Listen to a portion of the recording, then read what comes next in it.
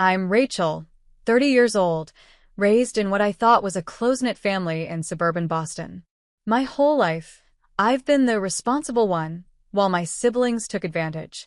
But last Christmas, everything I believed about my family shattered when I discovered their coordinated betrayal. The shock of finding out they'd planned a secret vacation without me changed everything. Let me know where you're watching from and hit that subscribe button if you've ever had to choose between family obligation and self-respect. Growing up in our modest colonial house in Lexington, Massachusetts, I always felt secure in my family's love. My mother, Margaret, taught 5th grade at the local elementary school, while my father, Thomas, worked as an accountant for a mid-sized firm downtown. We weren't wealthy, but we had enough. My brother Kevin is 4 years older than me, and my sister Megan is 3 years younger. From the outside, we looked like the perfect American family: Sunday dinners, summer vacations to Cape Cod, and holiday traditions that never changed. But beneath the surface, roles were firmly established early on. Kevin, as the oldest, was the adventurous one, always dreaming big and taking risks. Megan, the baby of the family, was the creative free spirit who needed protection and guidance. And me? I was the dependable middle child, the mediator, the problem solver. When we were kids, if Kevin broke a window playing baseball, I'd help clean up before our parents got home. When Megan forgot her homework, I'd drive back to school with her to sweet-talk the teacher. Being the responsible one became my identity, and for a long time, I was proud of it. As we grew older, these childhood roles intensified rather than evolved. After college, I secured a job at a marketing firm and worked my way up to executive level through 80-hour weeks and sacrifice vacations. Meanwhile, Kevin bounced from one entrepreneurial opportunity to another: a food truck that lasted 6 months, an app idea he never fully developed, a dropshipping business that collapsed after a year. Every time one of Kevin's ventures failed, he'd approach our parents for a business loan. They'd empty their savings to help him, convinced that his next idea would be the one to succeed. When their funds ran dry, Kevin would turn to me with passionate pitches and promises of repayment once he made it big. Megan's pattern was different, but equally draining. She enrolled in art school, then dropped out after a semester to find herself. Next came culinary school, abandoned when the hours proved too demanding. Then nursing, teaching certification, web design. Each new passion accompanied by requests for tuition, apartment deposits, car repairs, and emergency rent money when she quit jobs that weren't fulfilling her creative spirit. Our parents enabled both of them, making excuses like, "Kevin just hasn't found his path yet," or "Megan is so sensitive, she needs time to discover her purpose." But with me, the expectations were crystal clear. I should be financially independent, career-focused, and available whenever family needed help. By my late 20s, I'd lent Kevin over $40,000 that was never repaid. I'd covered Megan's rent 6 times when she was between jobs. I'd contributed to our parents' household expenses when they drained their retirement accounts to fund Kevin's latest business idea, all while managing my own mortgage, car payment, and student loans. The resentment built slowly. Each time I received a panicked call about an overdue bill or a teary plea for just a small loan until next month, I felt a little more used. But they were family, and in our house, family always came first. 3 years ago, I met Marcus at a charity event hosted by my company.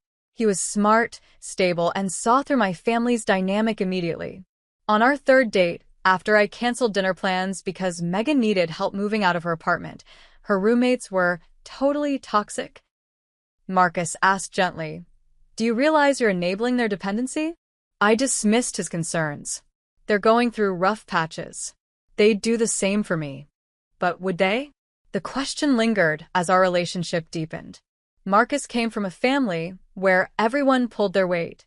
His brother and sister were independent, and family gatherings were about connection, not financial assistance. Still, I held on to hope that my siblings would mature, that my parents would establish boundaries, that we'd eventually become the truly supportive family I pretended we already were. Every Christmas, we gathered at my parents' house for our traditional celebration. Despite everything, I cherished these moments when we seemed like the loving family I wanted us to be. Last year, Marcus proposed after 2 years together. I was ecstatic and immediately knew I wanted to announce our engagement at Christmas, when everyone would be together. Despite Marcus's concerns about my family's reaction, I was convinced they'd be happy for me. This milestone, I thought, might even help reset our family dynamic. In the weeks leading up to Christmas, I splurged on gifts despite my tight budget.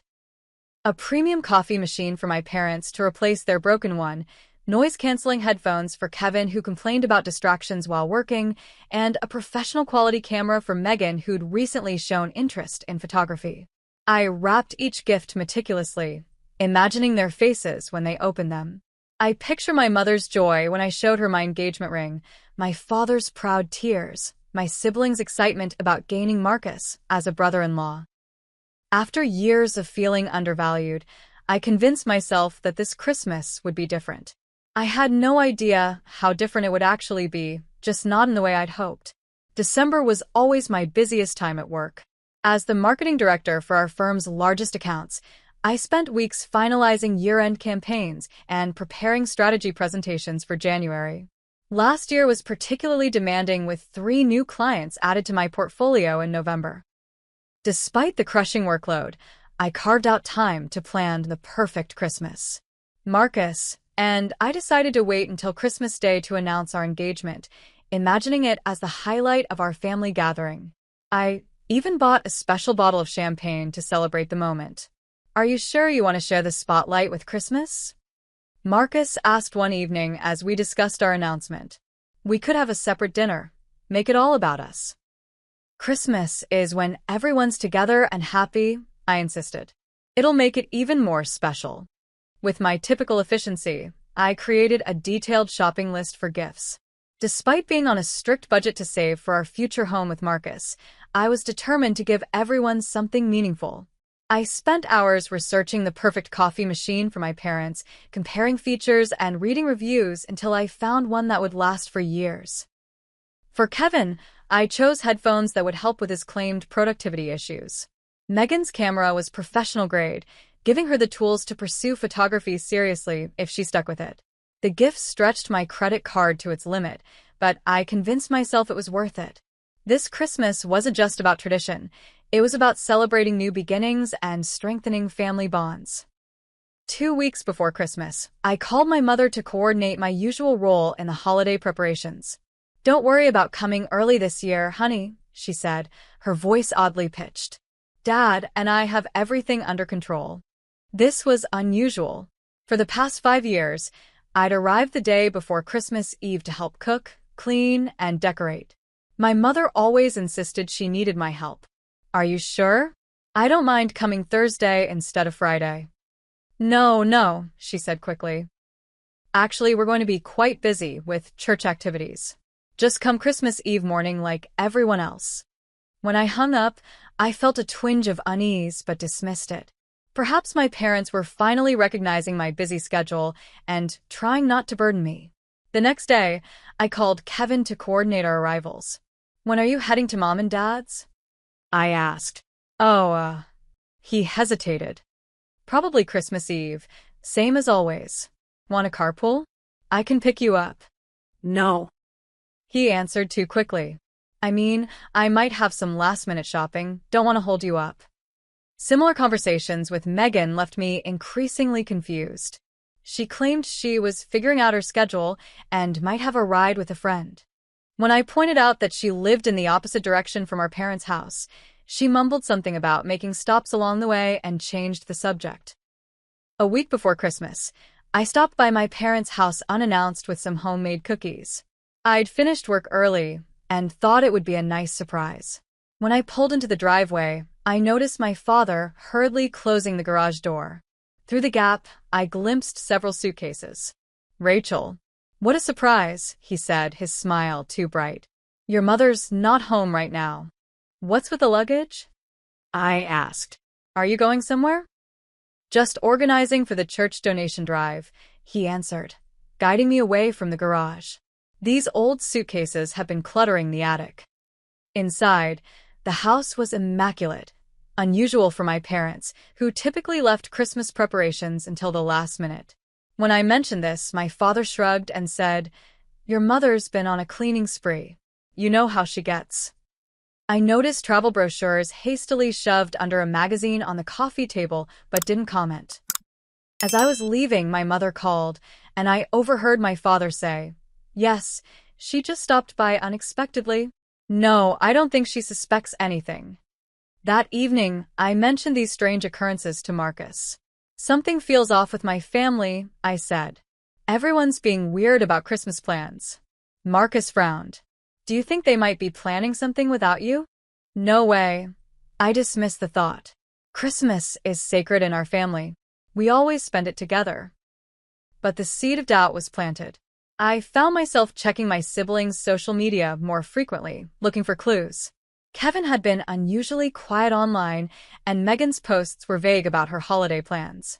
3 days before Christmas, I received a group text from my mother. "Reminder to everyone, Christmas Eve dinner at 6, church service at 9, presents Christmas morning at 10.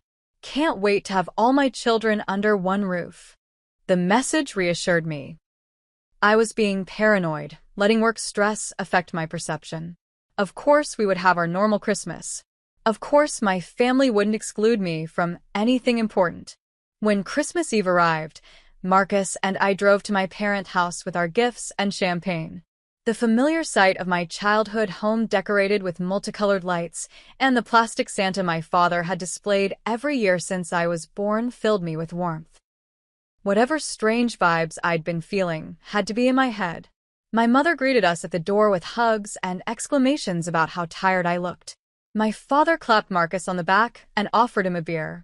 Kevin and Megan were already there, both glancing at their phones more than usual. Aunt Patty and Uncle Bill arrived shortly after us, along with my cousins Amber and Taylor.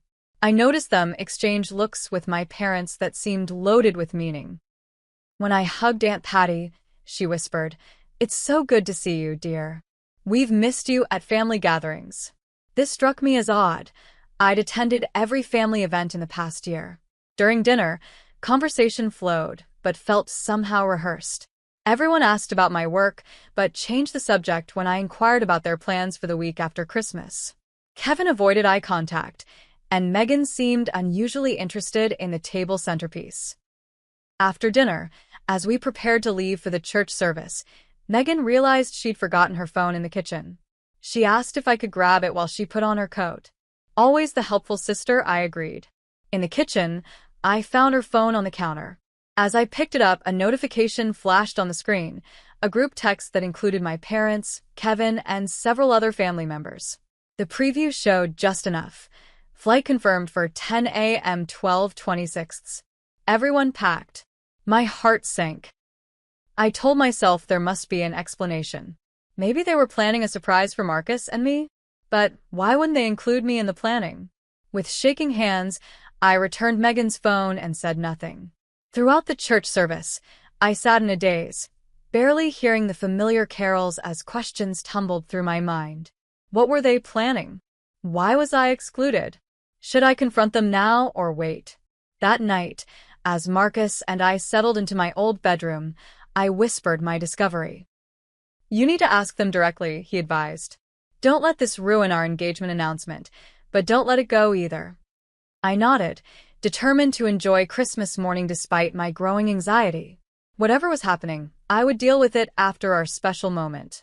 I had no idea that by the next afternoon, I would be driving away from my childhood home with tears streaming down my face, my trust in my family shattered beyond repair.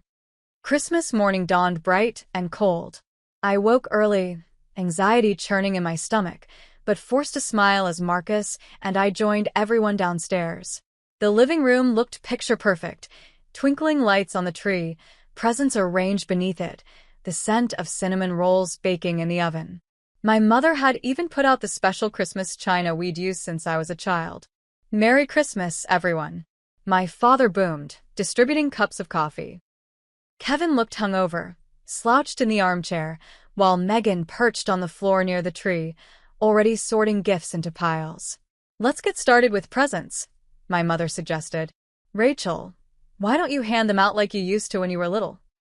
I played along, determined to maintain the Christmas spirit despite my unease. One by one, I distributed gifts, saving the special ones I'd brought for last. When everyone had a small mountain before them, we began opening them in our family's traditional youngest to oldest order. Megan unwrapped my gift first, lifting the professional camera from its box. "Wow," she said flatly. "This looks expensive." "It's the one you were looking at online," I prompted. "Remember? You said it would be perfect for landscape photography." Oh, right. "Thanks." She set it aside without examining the features I'd spent hours researching. Kevin's reaction to his noise-canceling headphones was similarly underwhelming. "Cool. Thanks, Ratch," he muttered, barely glancing at them before moving on to the next gift.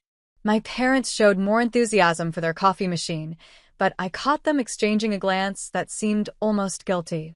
My own gifts were thoughtful but oddly impersonal: a generic sweater from my parents, a gift card from Kevin, bath products from Megan. Nothing that suggested they'd put much thought into what I might actually want or need. As the unwrapping wound down, I squeezed Marcus's hand, signaling it was time for our announcement.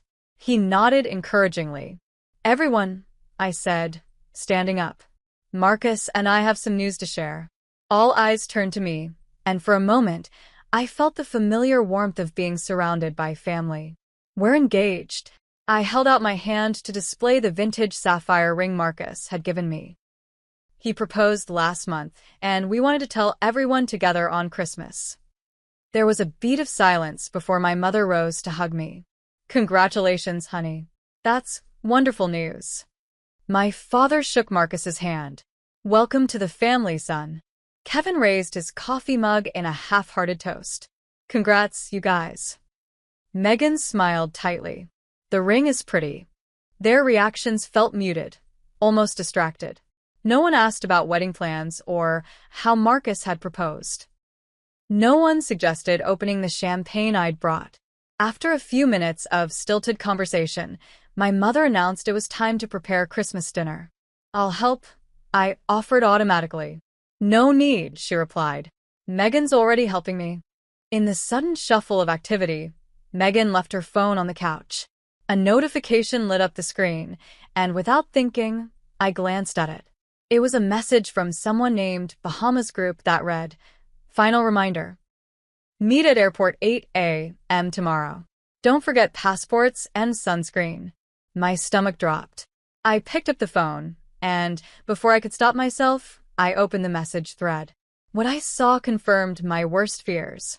It was a group chat including my parents, Kevin, Megan, Aunt Patty, Uncle Bill, and my cousins, everyone present at our Christmas gathering except Marcus and me.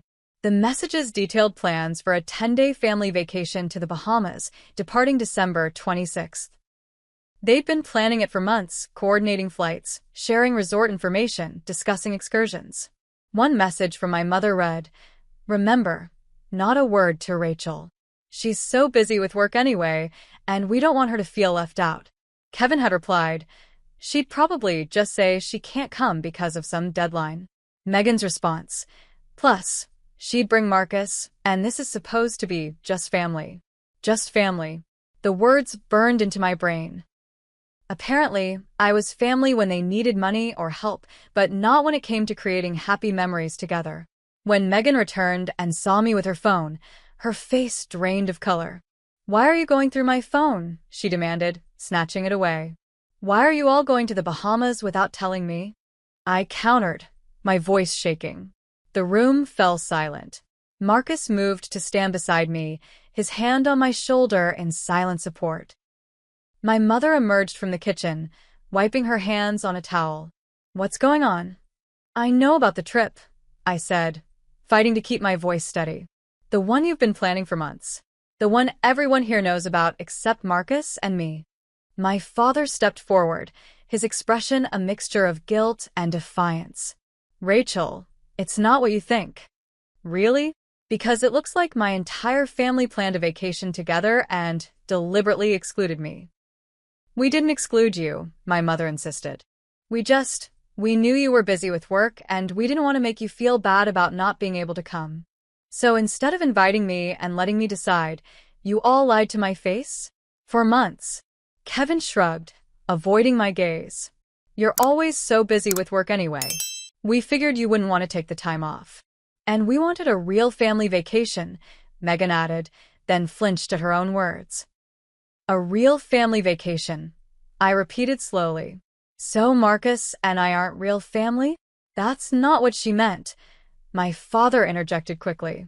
It's just that with your work schedule and Marcus's family obligations, coordinating everyone would have been complicated. Complicated, I echoed, the hurt in my chest hardening into anger. More complicated than orchestrating this elaborate lie? Than making sure no one slipped up and told me? Then clearing your browser history so I wouldn't see your vacation research. No one answered. How long have you been planning this? I asked. Aunt Patty cleared her throat. Since July, I think. 6 months. For 6 months, every conversation, every family dinner, every text message had contained this secret. And who's paying for this trip? I asked, though I already suspected the answer. The uncomfortable glances between my parents and siblings confirmed it. Kevin, when you borrowed $3,000 from me in September for business equipment, was that for this trip? He had the decency to look ashamed. I was going to pay you back. And Megan, when I helped you with rent in October because you said your hours got cut, was that so you could save for this vacation? She studied the floor, saying nothing.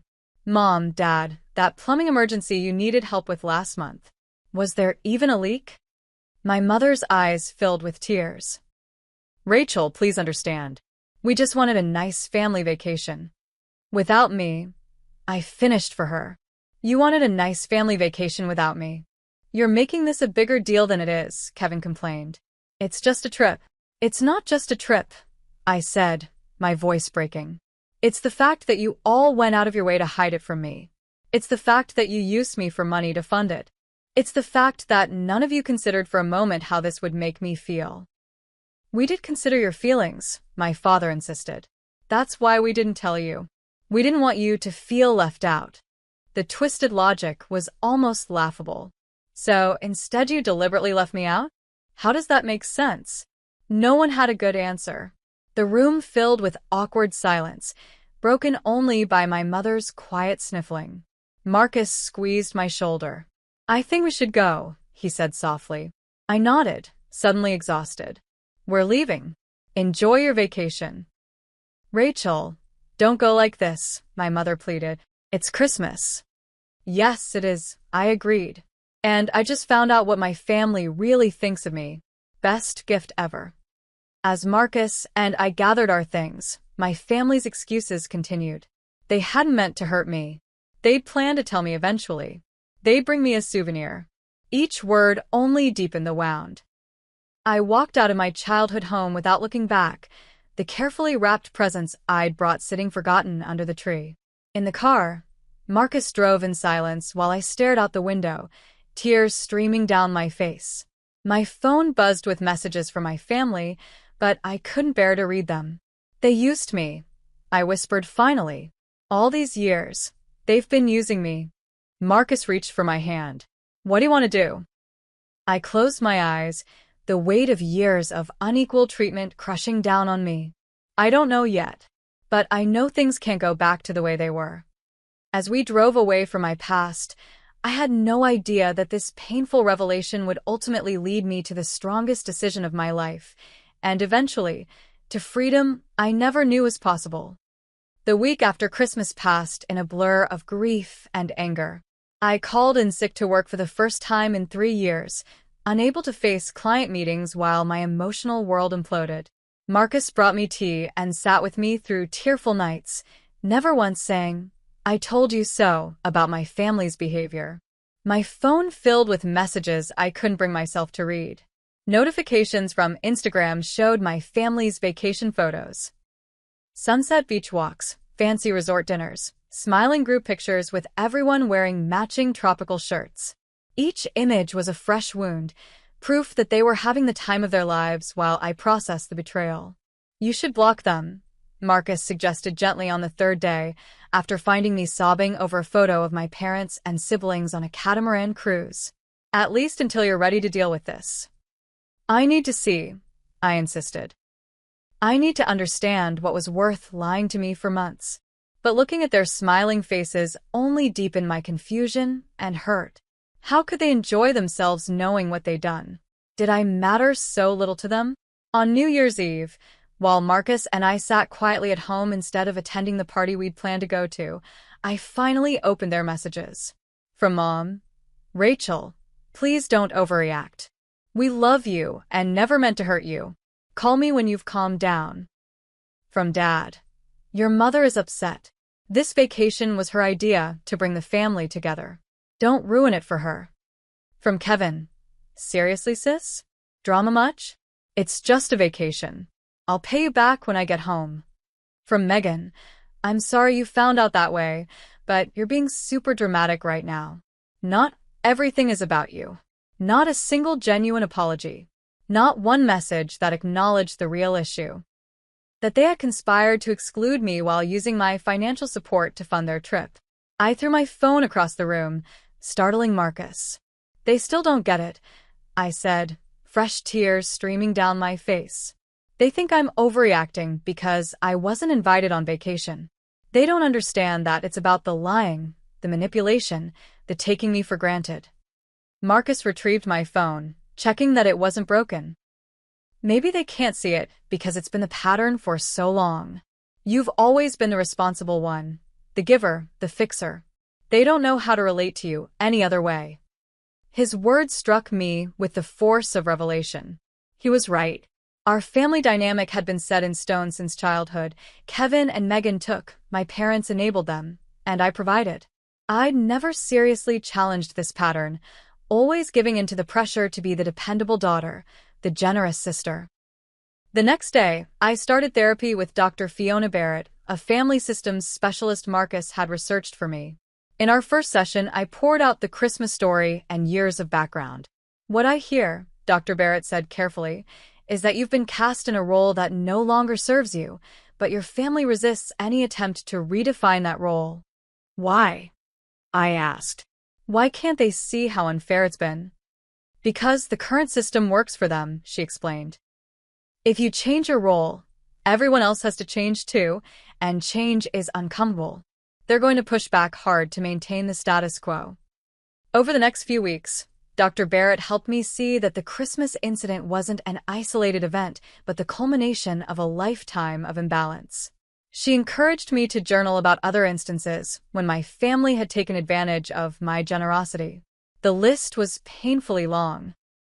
Kevin borrowing my car for 6 months during college, returning it with a damaged transmission he couldn't pay to fix. Megan ruining my favorite dress before an important interview, then dismissing my upset because it's just clothes.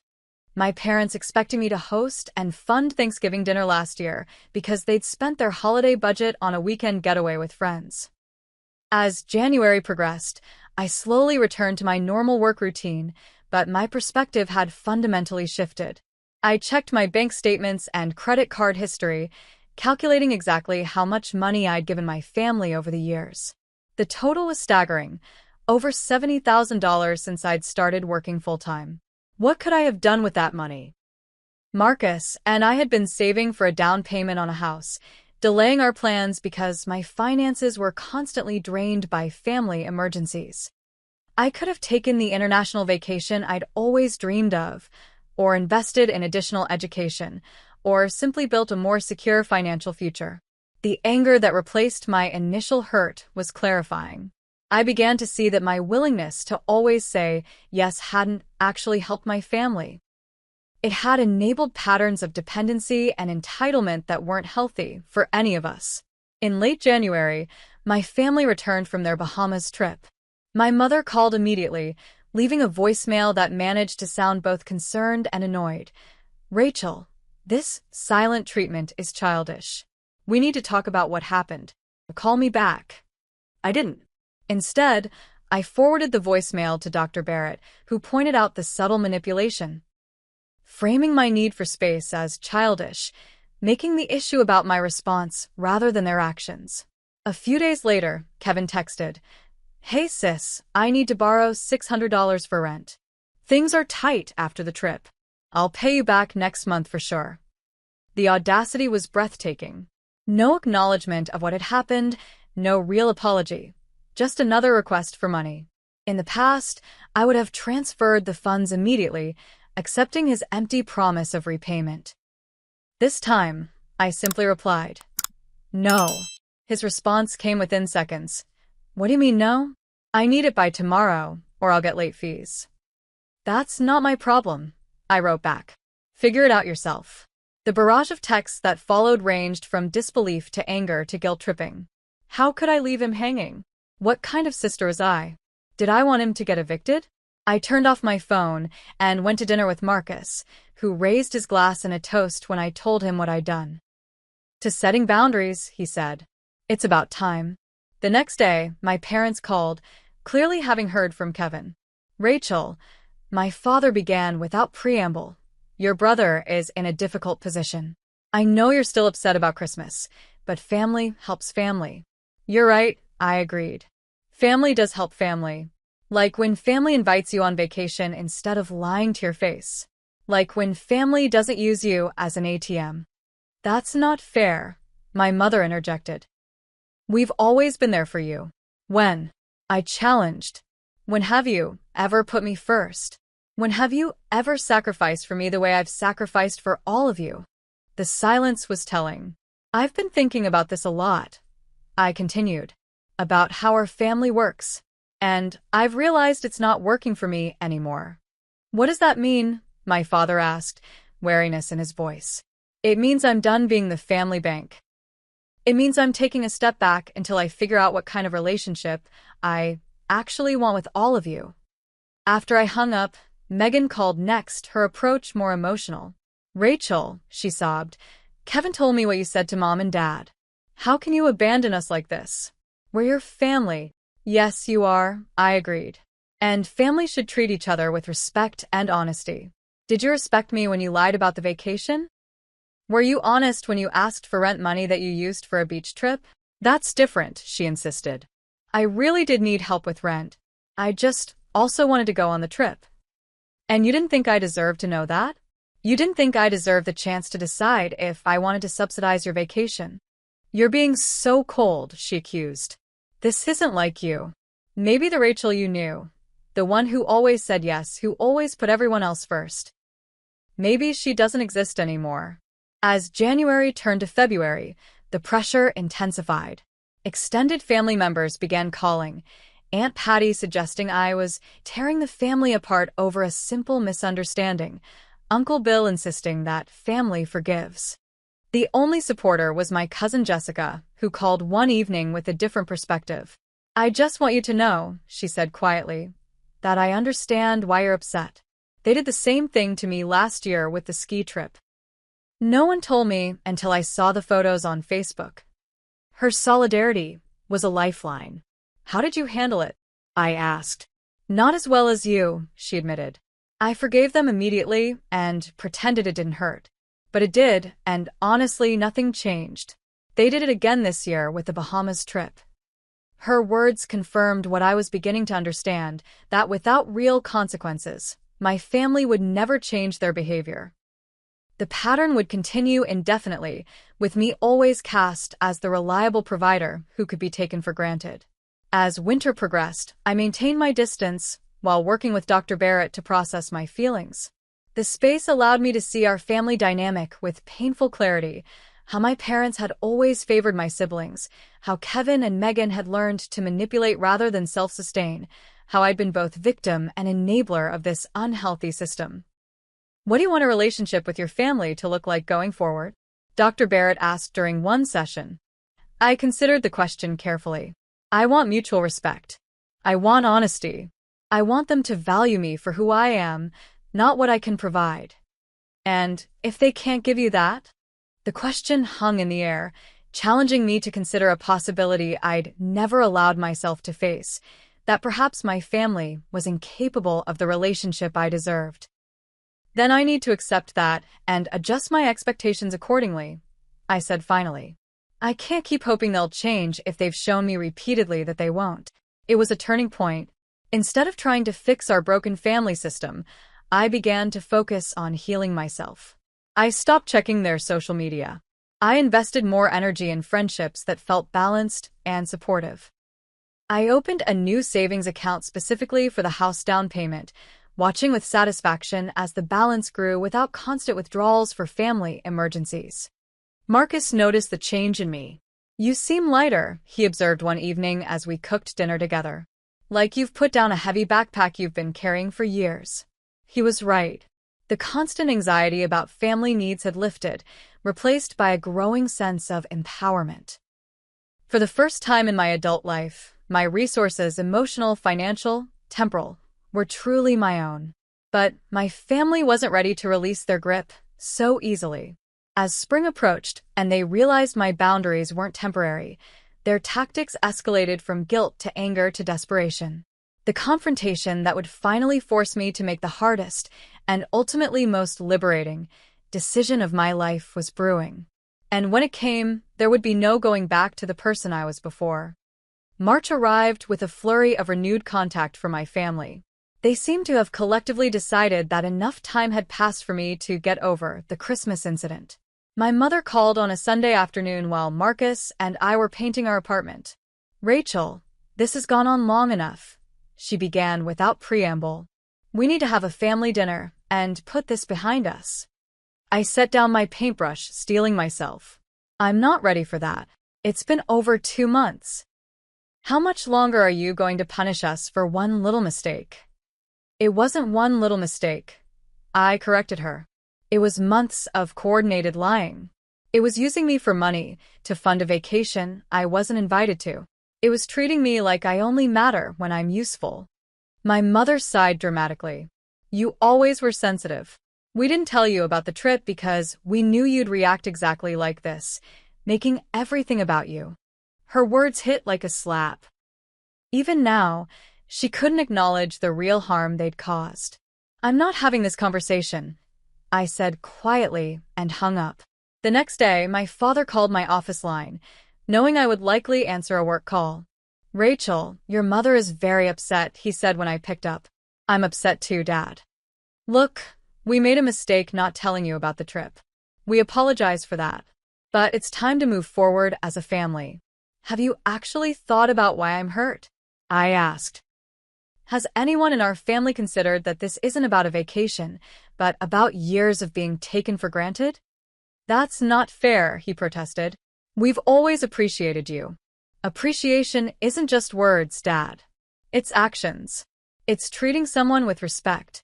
It's not lying to them or using them." He was silent for a moment. "What do you want from us, Rachel?" It was the first genuine question anyone in my family had asked since this began. "I want you to understand why this hurt me so deeply. I want acknowledgement that our family dynamic has been unbalanced for years. I want real change, not just empty apologies so we can pretend everything is fine." "We can discuss all that at family dinner," he suggested. "Your mother's planning it for Sunday." Despite my reservations, I agreed to attend. Perhaps a face-to-face conversation was what we needed to break through the cycle of hurt and defensiveness. When Sunday arrived, I drove to my parents' house alone, having asked Marcus to give me space to handle this myself. My stomach churned with anxiety as I parked in the familiar driveway. Inside, the scene was artificially normal. My mother's signature pot roast in the oven, the dining room table set with the good china, everyone dressed as if for a special occasion. Kevin and Megan were already there, both eyeing me warily as I entered. "Rachel." My mother embraced me as if nothing had happened. "You look thin. Have you been eating properly?" Dinner began with stilted small talk, work updates, neighborhood news, comments about the unseasonably warm weather. No one mentioned the Bahamas trip or the tension that hung palpably in the air. Finally, as my mother served dessert, my father cleared his throat. "We're all here because we need to address what happened at Christmas and move forward as a family." I waited, hoping against hope for a genuine conversation about the deeper issues. "Rachel," he continued, "we understand you were hurt by not being included in the vacation plans. We should have handled it differently, and we're sorry for that." My mother nodded earnestly. "We never meant to hurt you, honey. We just didn't think you'd be able to take time off work, and we didn't want you to feel bad about missing out. It was the same surface-level explanation they'd given at Christmas. Nothing had changed. That's not good enough, I said quietly. What do you mean, not good enough? Kevin interjected. They said they're sorry. What more do you want? I want you all to understand that this isn't just about the vacation. It's about years of being treated like the family ate. It's about the fact that I've given and given while you've all taken and taken. That's not true, Megan protested. We're family. We help each other. When have any of you helped me? I challenged. When have you sacrificed for me the way I've sacrificed for all of you? The silence was deafening. Let me be specific, I continued, pulling out my phone where I'd compiled notes. Kevin, in the past 5 years, you've borrowed over $40,000 from me without repaying a cent. Megan, I've covered your rent 6 times and paid for 2 separate college programs you dropped out of. Mom and Dad, I've contributed to your household expenses repeatedly when you've drained your accounts helping these two. My family exchanged uncomfortable glances. Now, let me ask again. When have any of you helped me? We've given you plenty, my mother insisted. We helped with your college tuition. You contributed $5,000 to my tuition, I corrected her. I worked through college and took out loans for the rest. Meanwhile, you paid Kevin's tuition in full, and you're still paying Megan's student loans. That's different, my father argued. They needed more help than you did. You've always been so capable. So, I'm punished for being responsible? For working hard? For making good choices? Nobody's punishing you, Kevin scoffed. You're just better with money than we are. And that makes it okay to treat me like your personal bank? The conversation was deteriorating quickly, with everyone talking over each other, denying my perspective, minimizing my feelings. I've made a decision, I announced, cutting through the chaos. I'm no longer providing financial support to any of you. The room went suddenly, completely silent. What do you mean? Kevin asked, his voice tight. I mean exactly what I said. No more loans. No more paying bills. No more financial bailouts of any kind. You can't be serious, Megan said, her eyes wide with alarm. I've never been more serious about anything in my life. My mother's hand fluttered to her throat. But what about family helping family? What about being there for each other? I'm still happy to be there emotionally, to spend time together, to build a healthier relationship. But the Bank of Rachel is permanently closed. But my rent is due next week, Kevin blurted out. I was counting on you. Of course he was. You'll need to figure it out yourself, I said calmly. Just like you figured out how to fund a Bahamas vacation. The mood shifted instantly from disbelief to panic. My financial support, which they had taken for granted for so long, was suddenly in jeopardy. And with it, their comfortable lives built on my sacrifices. You're being selfish, my father accused, anger replacing his earlier conciliatory tone. No, Dad. For the first time in my life, I'm refusing to be selfless to the point of self-harm. There's a difference. Is this because of Marcus? My mother demanded. Has he turned you against your family? The suggestion that I couldn't make my own decisions was infuriating. This has nothing to do with Marcus and everything to do with how you've all treated me. He simply helped me see what I should have recognized years ago, that this isn't a healthy family dynamic. So you're choosing him over us, Megan said bitterly. I'm choosing myself, I corrected her. I'm choosing not to be used anymore. As the reality of my decisions sank in, the conversation devolved further. Kevin accused me of being heartless. Megan cried about potentially losing her apartment. My mother invoked family loyalty and tradition. My father threatened that I would regret cutting ties with family. I'm not cutting ties, I clarified. I'm setting boundaries. There's a difference. But they couldn't, or wouldn't, understand the distinction. In their minds, my role was fixed. I was the provider, the supporter, the one who sacrificed. Any deviation from that role was a betrayal of family itself. After an hour of circular arguments and escalating emotions, I stood to leave. I love you all, I said, surprising myself with the truth of it despite everything. But I can't continue in this pattern. It's not healthy for any of us. If you walk out that door, my father warned, don't expect things to go back to normal when you come to your senses. That's exactly what I'm hoping for, Dad, I replied, because normal is the problem. As I drove home, my phone exploded with messages. My mother claiming I'd given her an anxiety attack, Kevin calling me selfish, Megan saying I was dead to her.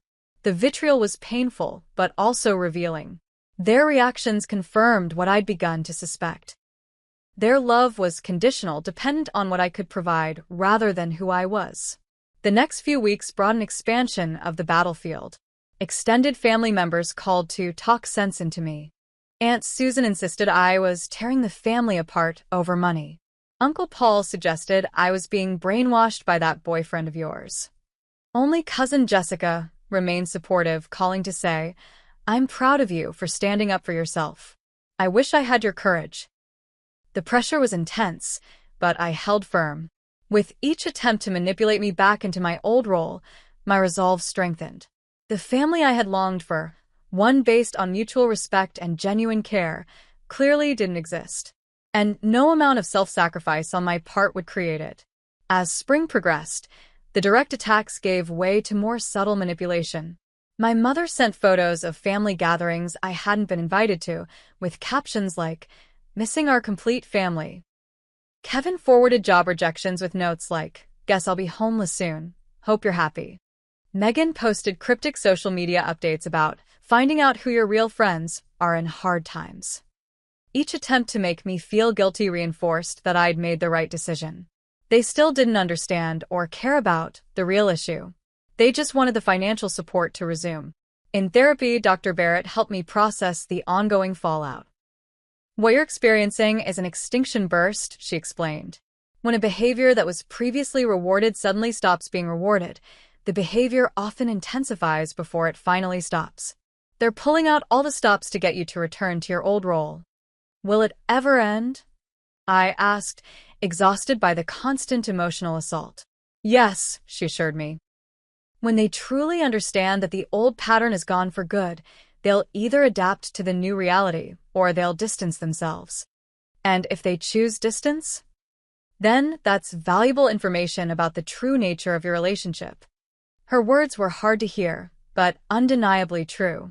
If my family couldn't love me without financial strings attached, perhaps what we had wasn't really love at all.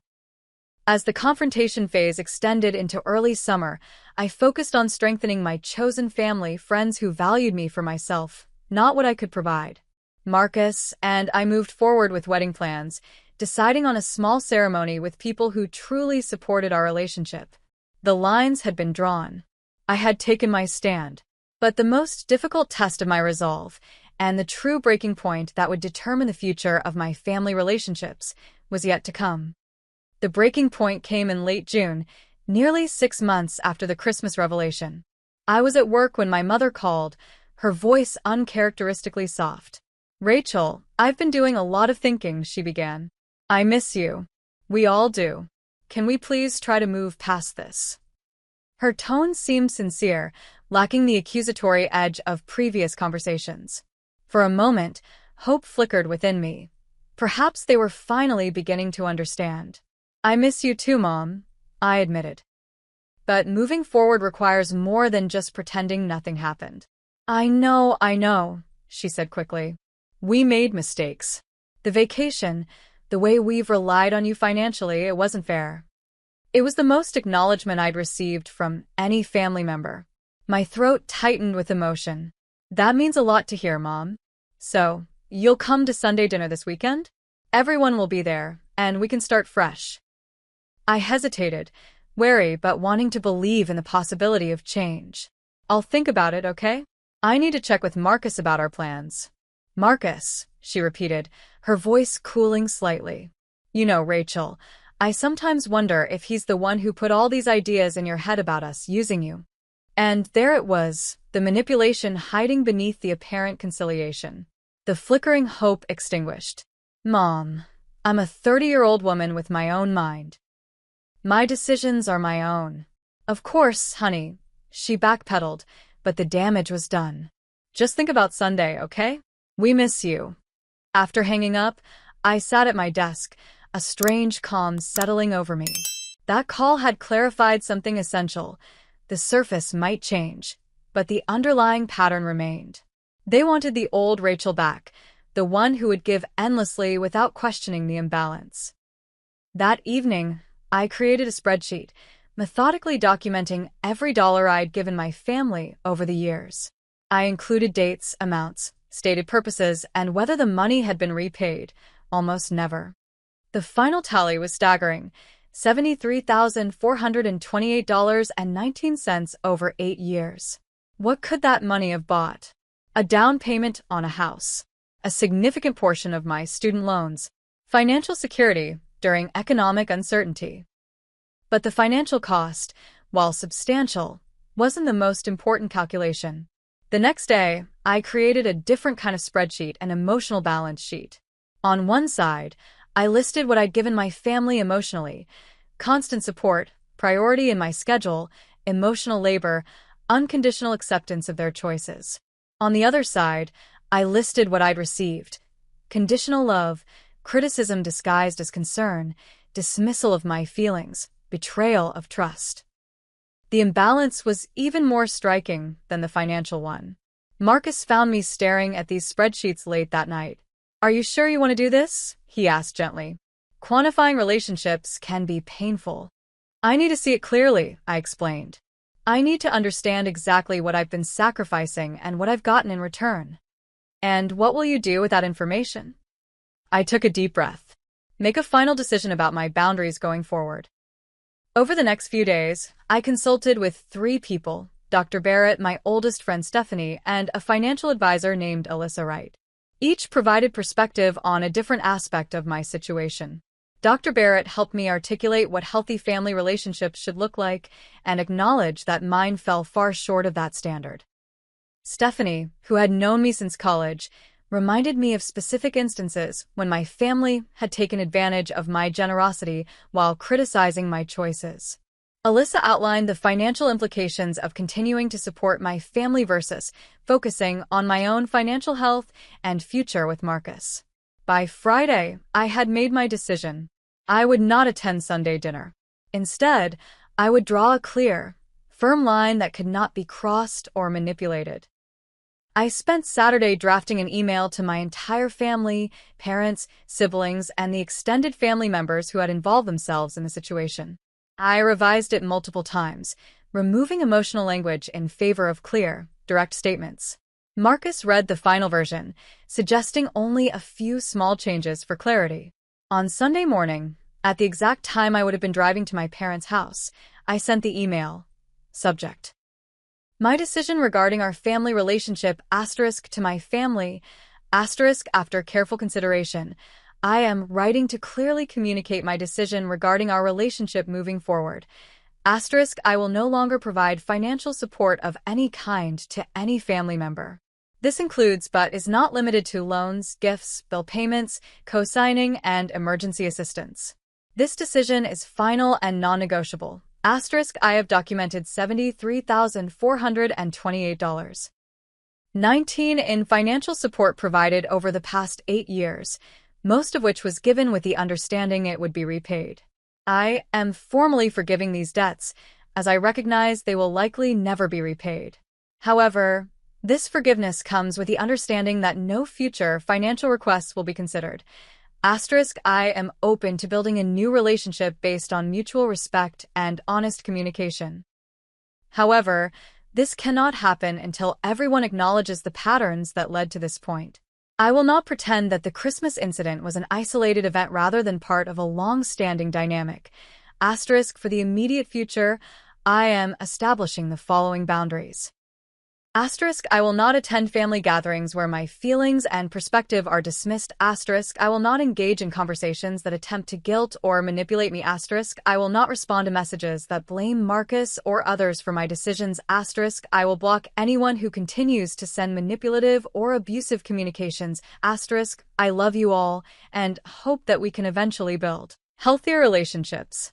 But that cannot happen without significant changes in how we interact. Rachel the response was immediate and overwhelming. My phone exploded with notifications, texts, calls, voicemails, emails. I silenced it and placed it in a drawer, giving myself permission not to engage with their immediate reactions.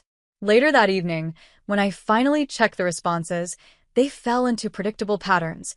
My father was coldly furious, writing, "I never thought I'd see the day when my daughter would put money above family. Your mother is devastated." Kevin alternated between rage and panic. "You selfish bitch. What am I supposed to do about rent now?" Followed by, "Please, Rachel, I'm desperate. Just this one last time." Megan went straight for emotional manipulation. "I can't believe you're doing this to us. Mom hasn't stopped crying. Is this really the person you want to be?" Extended family members expressed shock and disapproval, with Aunt Patty writing, "Family helps family. Period. This isn't how you were raised." But there were also unexpected responses. Uncle Bill, my father's brother, wrote, "I understand more than you might think. It took courage to set these boundaries. Give everyone time to adjust." And most surprisingly, my cousin Taylor sent a private message, "I've watched how they've treated you for years. It wasn't right. I admire you for standing up for yourself." The most telling reaction came the next day when Kevin showed up unannounced at my apartment, pounding on the door and shouting. Marcus moved to answer it, but I stopped him. "Let me handle this." Through the door, I called, "Kevin, I'm not opening the door while you're behaving this way. If you want to talk calmly, text me, and we can arrange a meeting in a public place." "You can't hide from family," he shouted.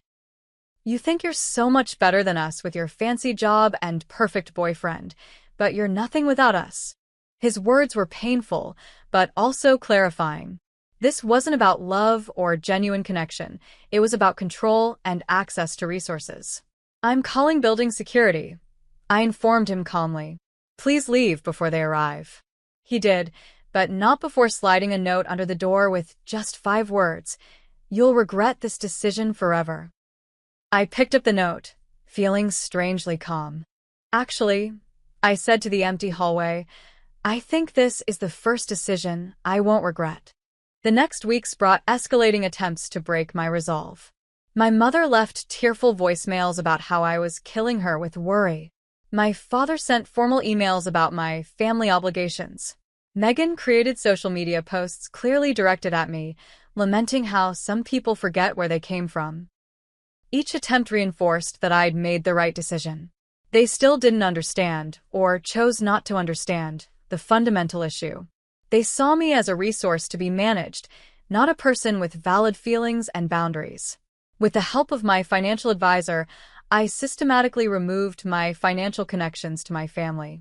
I closed joint accounts, removed my name from cosign loans that had been paid off, and canceled automatic payments I'd set up for various family expenses. It was like untangling a complex web, one that had been woven over years of enmeshment. Each strand removed felt like reclaiming a piece of myself.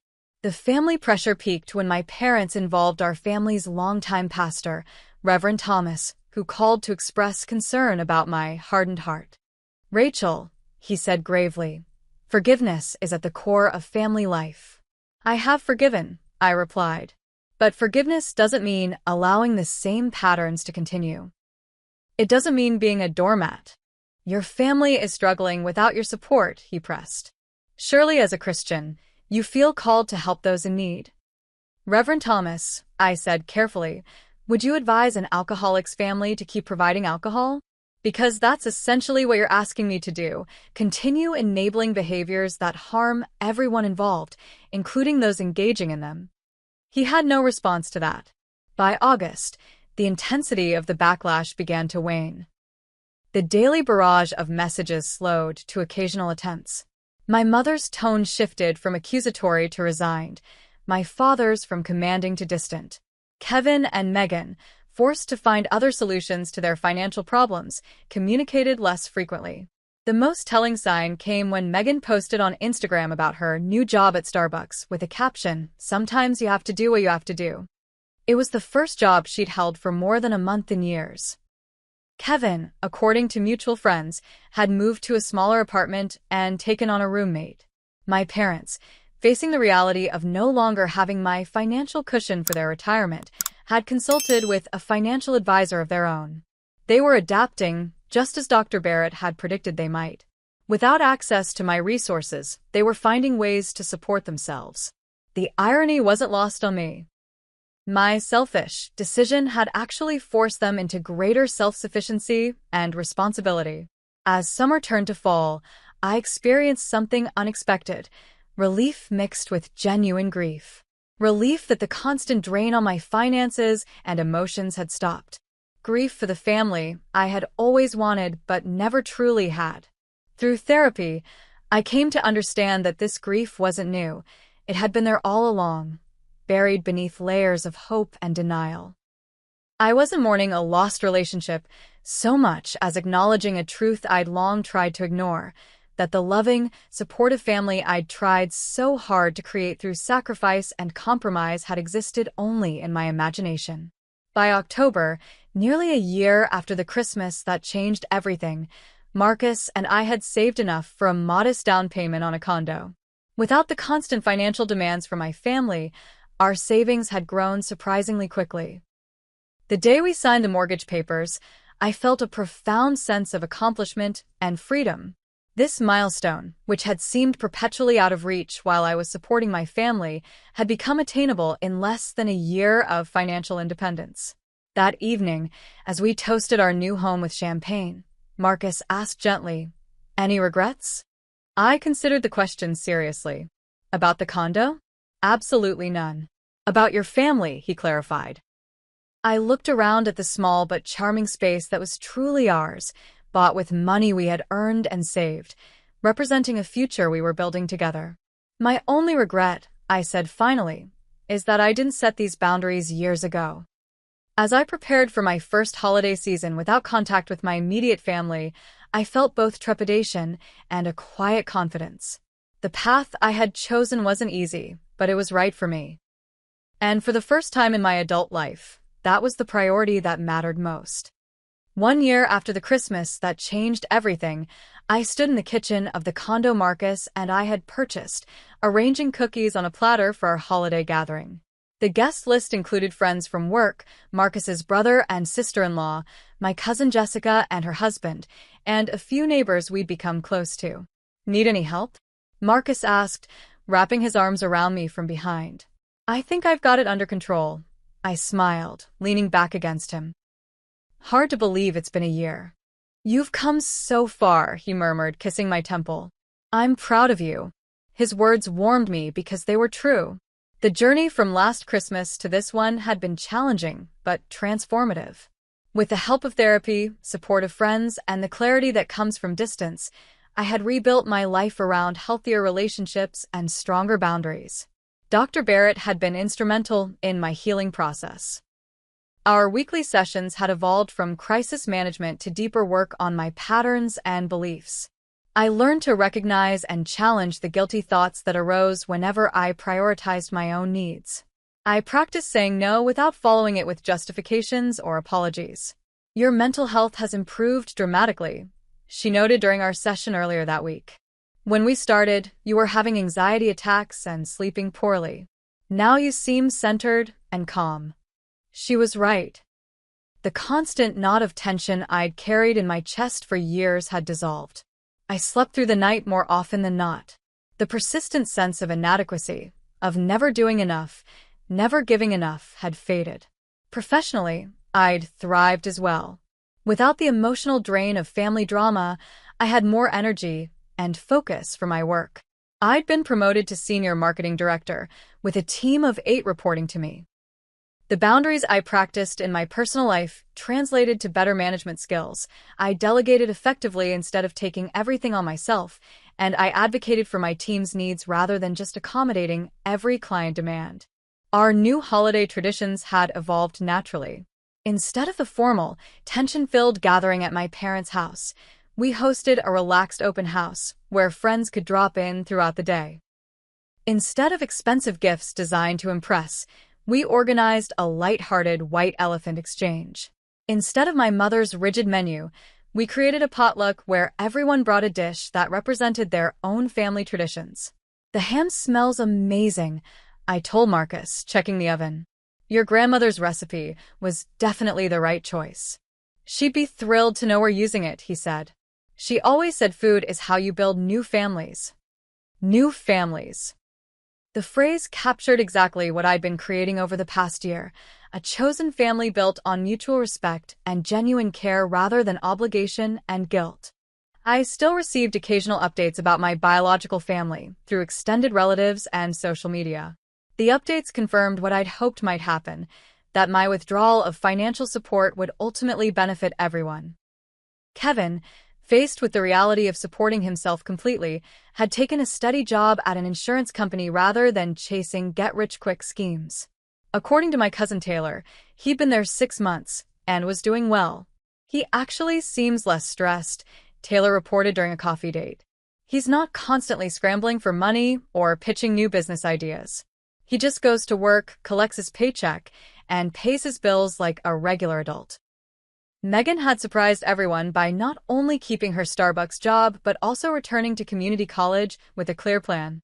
She was studying hospitality management and paying for it herself through a combination of work, scholarships, and carefully managed student loans. She seems more confident, Jessica told me. Like she's actually proud of what she's accomplishing instead of just drifting.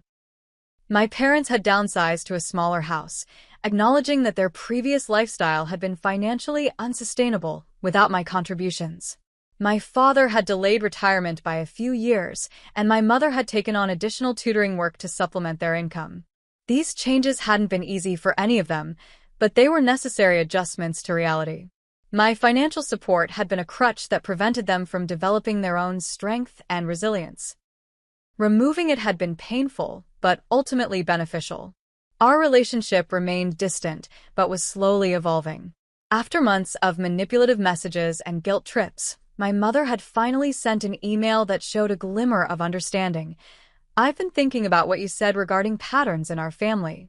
While I don't agree with how you've handled things, I can acknowledge that we relied on you too heavily. Your father and I are working with a financial advisor now to plan for our retirement without burdening you or your siblings. I hope someday we can find a way to be family again without the financial aspect. It wasn't a full acknowledgement of the deeper emotional issues, but it was a start, an admission that the previous dynamic had been inappropriate and unsustainable. I responded with a brief but cordial email, thanking her for reaching out and expressing hope for continued growth and understanding. We weren't ready for in-person meetings or holiday gatherings, but the door was slightly open for a new type of relationship in the future. Kevin and Megan remained more resistant to change. Kevin had sent a Christmas card with a stiff note saying he was doing fine without any help. Thanks. His pride clearly still wounded. Megan followed me on Instagram from a new account but never commented or messaged directly. These small gestures revealed the painful truth about family healing. It happens at different rates for different people, and sometimes complete reconciliation is impossible. I had made peace with that reality, understanding that I could only control my own actions and responses, not anyone else's journey. The doorbell rang, interrupting my reflections. Our first guests had arrived. As the condo filled with friends and chosen family, the contrast with last Christmas couldn't have been more striking. Instead of walking on eggshells, I moved freely through my own space. Instead of manufacturing cheer to cover underlying tension, genuine laughter filled the rooms. Instead of measuring my worth by what I provided, I was valued simply for being myself. After dinner, as we gathered in the living room for dessert, Jessica raised her glass. I'd like to propose a toast to Rachel and Marcus for creating this beautiful new tradition and for showing all of us what it means to build a life on your own terms.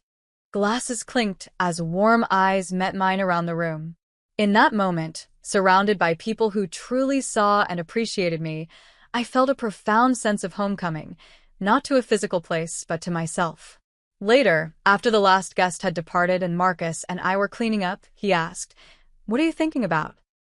"You've got that reflective look." I considered the question as I rinsed a plate.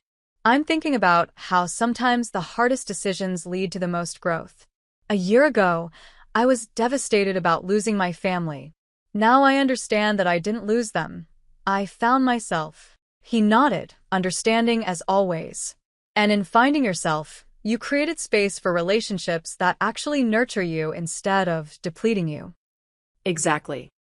I placed the last dish in the dishwasher and turned to embrace him.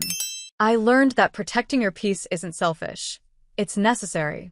That real love doesn't demand the sacrifice of your self-worth. That sometimes the strongest family bonds are the ones we choose, not the ones we're born into. As we turned off the lights and prepared for bed, I felt a deep sense of peace. The journey hadn't been easy, and it wasn't completely finished. There would always be complicated feelings about my family of origin, occasional pangs of loss for what might have been. But I had discovered a profound truth through this painful process, that the capacity to set boundaries, to require respect, to value myself, these weren't acts of selfishness, but of self-preservation.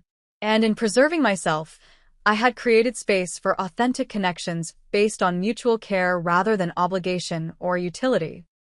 The Christmas lights twinkled outside our window as I drifted toward sleep, Marcus's steady breathing beside me. I was no longer the family ATM, the reliable fixer, the endless giver.